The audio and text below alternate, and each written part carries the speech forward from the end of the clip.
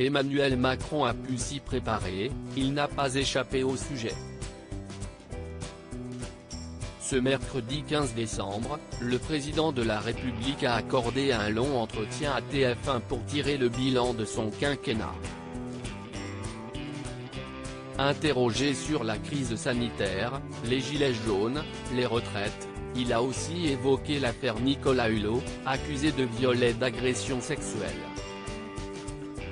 Le chef de l'État a expliqué ce que son ancien ministre de la Transition écologique lui avait dit lorsqu'une plainte avait été déposée contre lui en 2018, alors qu'il était toujours en poste.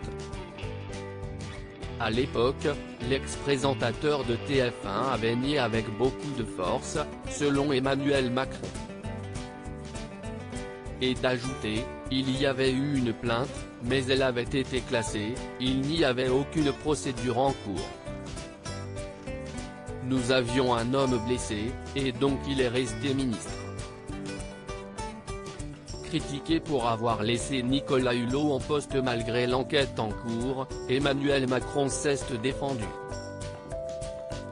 Quel autre choix aurions-nous pu faire? La présomption d'innocence est un droit.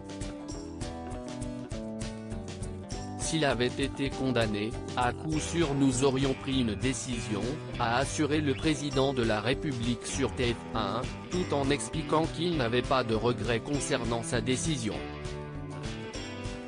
On ne peut pas regretter quand on ne sait pas tout. Point, je suis sur ce sujet intraitable et engagé. Mais de là où je suis, je veux que la justice se fasse de manière apaisée, a continué le chef de l'État. Si, dès qu'il y a une rumeur ou une accusation, qui peut être vraie, vous dites, si est fini, alors à ce moment-là il n'y a plus de vie en société possible.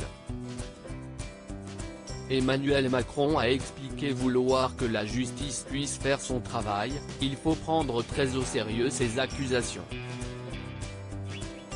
Il faut les instruire. Affaire Nicolas Hulot, une enquête préliminaire a été ouverte depuis la plainte déposée en 2018, au moins 6 femmes ont accusé Nicolas Hulot de viol ou d'agression sexuelle, notamment dans un reportage d'Envoyé spécial. L'ex-ministre, qui nie fermement les faits dont il est accusé, a annoncé se retirer de la vie publique avant la diffusion. Je veux juste le dire sans formule, sans élément de langage, ni de près ou de loin, je n'ai commis ces actes. Ces affirmations sont purement mensongères, disait-il sur BFM TV. Le parquet de Paris a ouvert une enquête préliminaire pour viol et agression sexuelle pour des faits susceptibles d'avoir été commis à Paris à l'égard d'une victime mineure.